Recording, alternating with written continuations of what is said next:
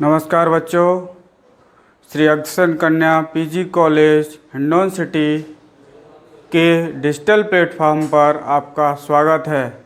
आज हम अपनी इस क्लास में आपको समाजशास्त्र का परिचय कराएंगे और इससे जुड़ी सभी जानकारी देंगे। ठीक है बच्चों, सब आइए जानते हैं। सबसे पहले हम समाजशास्त्र का परिचय, अर्थ, परिभाषा और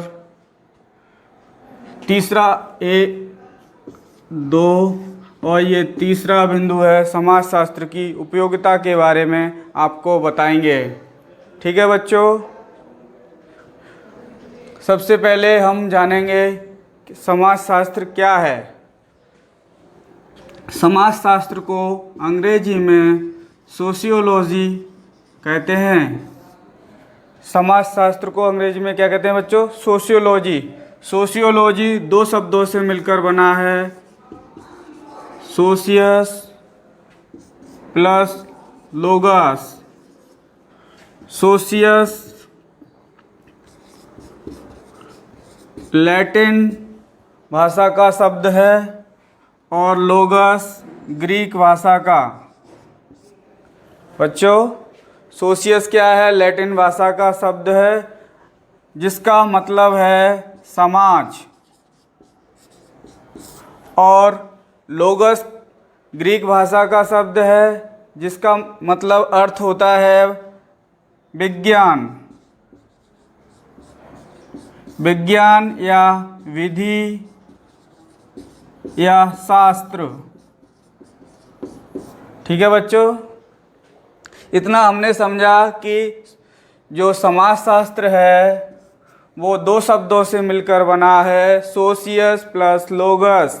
यहाँ जो सोशियस है वो लैटिन भाषा का शब्द है जिसका अर्थ होता है समाज, और लोगस ग्रीक भाषा का शब्द है जिसका मतलब होता है विज्ञान, विधि और शास्त्र। अब हम इन दोनों चीज़ों को अलग अलग करके पढ़ेंगे।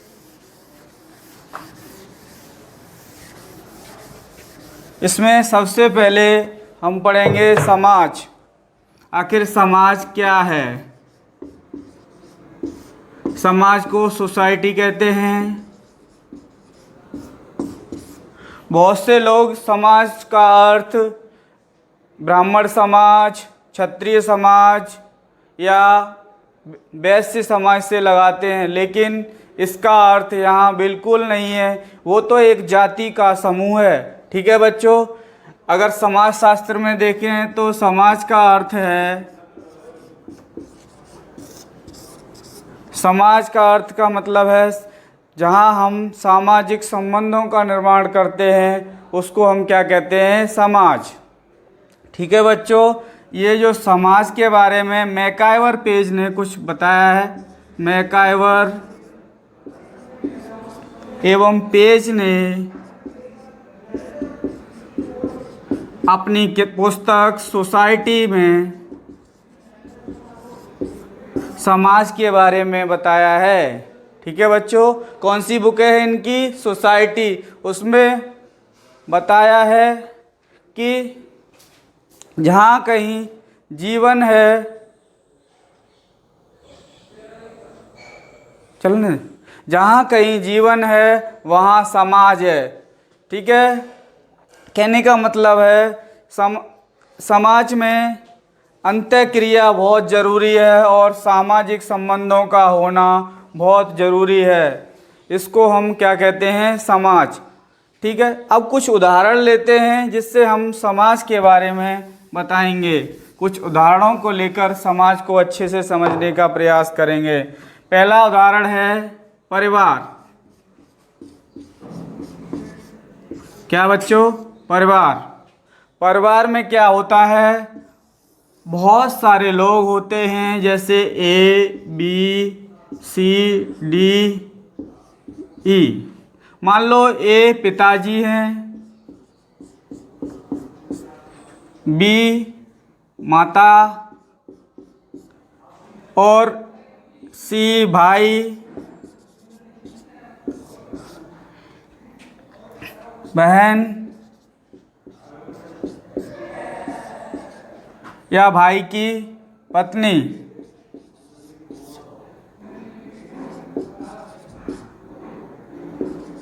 ठीक है बच्चों, इस तरह से हमने समाज में क्या बताया, कई सारे लोग हैं, ये मिलकर आपस में क्या करते हैं, अंतःक्रिया करते हैं, यानी इनके बीच सामाजिक संबंध पाया जाता है और ये एक समाज का निर्माण करते हैं। प्रत्येक की इसमें अलग अलग भूमिका और कार्य होते हैं। इस तरह से समाज का निर्माण होता है। ऐसे ही अगर हम दूसरा एग्जाम्पल लें समाज का, तो हम पाएंगे कि ये जो व्यवस्था पूरी तरह से एक निश्चित क्रम में है। अब दूसरा उदाहरण लेते हैं, कॉलेज। ठीक है बच्चों, दूसरा उदाहरण क्या हो गया हमारा यहाँ, कॉलेज। कॉलेज में क्या होता है, इसी तरह से एक प्रबंधक होता है। क्या बच्चों, प्रबंधक होता है। ठीक है, प्रिंसिपल,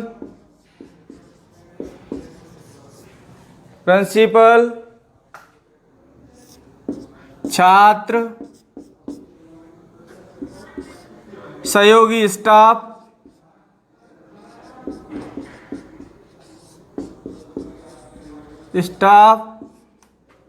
शिक्षक।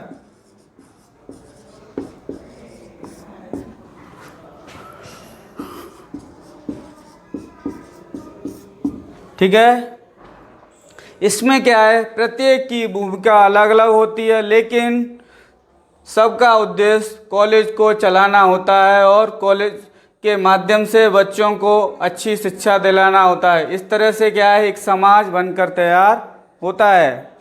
ठीक है बच्चों, अब हमने क्या है, अभी समाज के बारे में जाना और अब दूसरे हिस्से को, उसके समाज शास्त्र के, उसको जानने का प्रयास करते हैं। तो यहाँ लिख लेते हैं, चलो, विज्ञान।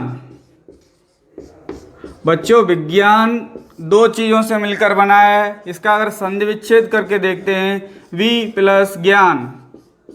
ठीक है, यहाँ वी का मतलब होता है विशिष्ट ज्ञान। क्या बच्चों, विशिष्ट ज्ञान। विशिष्ट ज्ञान को ही हम क्या कहते हैं बच्चों, विज्ञान कहते हैं, जो वैज्ञानिक विधि पर आधारित हो। आप जानते हैं विज्ञान से मतलब विज्ञान की वैज्ञानिक विधि क्या क्या हो सकती हैं, इसके बारे में जानते हैं बच्चों।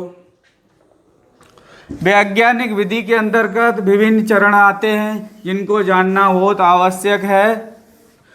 कोई भी विज्ञान कब पूरी तरह से प्रभावी होता है, ये जानने के लिए हम क्या करेंगे, विज्ञान के चरण जानते हैं। विज्ञान के चरण, विज्ञान में सबसे पहले होता है अवलोकन। अवलोकन का मतलब है सामाजिक घटनाओं, समाज में हो रही सामाजिक घटनाओं, जैसे दहेज, बाल अत्याचार, घरेलू हिंसा, बेरोजगारी, साक्षरता, इन सब सामाजिक घटनाओं का जब अध्ययन करते हैं तो अवलोकन भी कई तरह का होता है।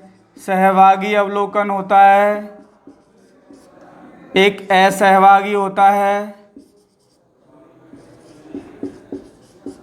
और इसके भी अलग अलग प्रकार होते हैं, जैसे नियंत्रित अवलोकन, अनियंत्रित अवलोकन। अब दूसरा होता है इसमें वर्गीकरण। क्या बच्चों, क्लासिफिकेशन। ये क्लासिफिकेशन समाज में विभिन्न तरह से हो सकता है, जैसे कि प्राकृतिक विज्ञानों में वर्गीकरण होता है। प्राकृतिक विज्ञानों में वर्गीकरण physics, chemistry, biology, zoology, botany, mathematics, statics, इस तरह से वर्गीकरण होता है। ऐसे ही समाज में भी वर्गीकरण होता है, जाति के आधार पर, वर्ग के आधार पर, कम्युनिटी के आधार पर, स्टेटस के आधार पर, ये कई तरह से वर्गीकरण पाया जाता है। तो वर्गीकरण करते हैं। फिर तीसरा स्टेप होता है उसमें विश्लेषण। विश्लेषण क्या करते हैं, जो तथ्य हमने कलेक्ट किए उनका हम करते हैं विश्लेषण यानी एनालिसिस करते हैं कि कौन कौन से उपयोगी हैं और कौन कौन से अनुपयोगी है, उनको एक जगह रखते हैं। बाद में उसका निरीक्षण करते हैं। क्या बच्चों, निरीक्षण करते हैं और फिर उसको वैज्ञानिकता की कसौटी पर देखते हैं वो बात सही है या गलत है, या कोई अफवाह या अंधविश्वास तो नहीं है। अब जब ये पूरी प्रक्रिया हो जाती है तो अगले चरण में हम पहुंचते हैं, उसमें हम निष्कर्ष निकालते हैं।